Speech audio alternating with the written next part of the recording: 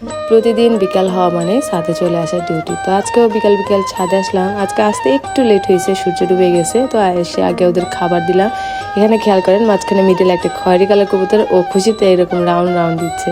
জিনিসটা দেখতে খুবই কিউট। আসলে কুকুর, বিড়াল, কবুতর, গাছ এগুলা নিয়ে নতুন নতুন কিছু করতে বা এগুলার পিছনে সময় দিতে দিতে আমার দিন যে কিভাবে চলে যায়, পুরাটা দিন চলে যায়। আমি একটু রেস্ট করার সময় পর্যন্ত পাই না।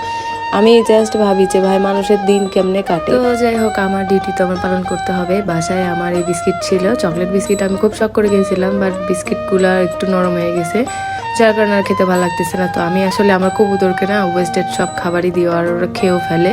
কবুতর না হলে কাক খেয়ে ফেলে।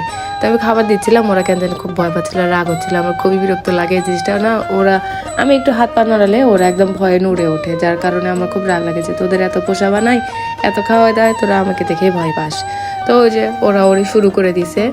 তো যাই হোক, আমি হচ্ছে যে এটা যদি আমি সকালবেলা দিয়ে যাই না, বিকালে এসে সব শেষ খাইয়ে ফেলে। কিন্তু আমি দিছি বিকালে, এখন ওরা খাবার খেয়ে পুরো ঘরে উঠে যাবে।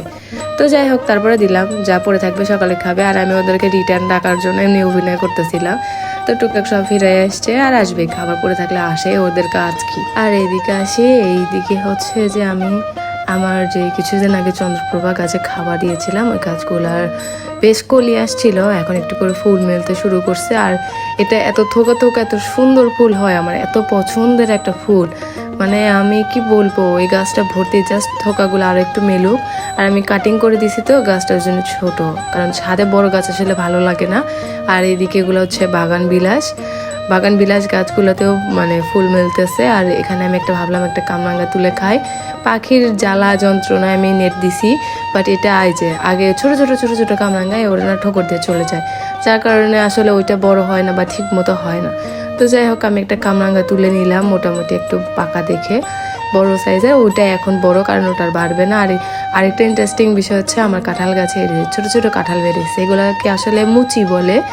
তো আমার গাছে ছোট ছোট অনেকগুলা বের হয়েছে, যদিও এগুলা গাছের আগাতে যেগুলা বের হয় সেগুলা টিকে না, বাট তারপরও আমি স্যাটিসফাইড যে হ্যাঁ, আমার গাছ অন্তত বয়স হয়েছে, কোনো না কোনো বছর তো ফল আসবে, ধৈর্যের ফল পাবো ইনশাল্লাহ।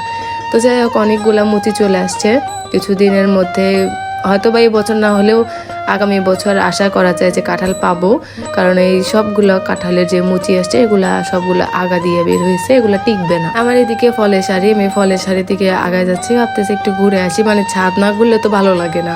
তো এদিকে এসে দেখতেছি আমার কিছু টমেটো একটু লাল লাল হয়েছে, মানে পাকতে শুরু করছে কেবল। আর আসলে এখন না পাকলে হবেও না, কারণ সিজন প্রায় শেষ, শীত তো চলে যাচ্ছে। তো যে কয়টা হবে ওই কয়টাই আমার পরিশ্রমের ফল হিসেবে আমি নিয়ে নিব। আর এখানে হচ্ছে আমার লেবু গাছ, আমার ছাদে আসলে 2-3 রকম লেবু আছে, তো যার মধ্যে কাগজি লেবু বেস্ট। আমার আরও একটা গাছে লেবু হয়, আরেকদিন আপনাদের দেখাবো, বাট আমি একদম কাগজি লেবু বলতে পাগল। এই লেবু আমি আসলে কারোর কাছে পাইও না, এটা খুবই জোস। আর গাছ ভর্তি যেরকম ফল, গাছ ভর্তি ফুলও চলে আসছে, কারণ হয়তোবা বর্ষার লেবুর সিজন। আর এইখানে আমার লাউয়ের 10 টাকা লাউয়ের গাছ, এখানে প্রচুর পরিমাণে লাউয়ের ফুল বের হয়েছে। মানে আসলে লাউ আমার গাছে থাকেই, আমরা লাউ খাই, তত পছন্দ করি না, কিন্তু গাছের লাউ শখ করে হয় একটা দুটা।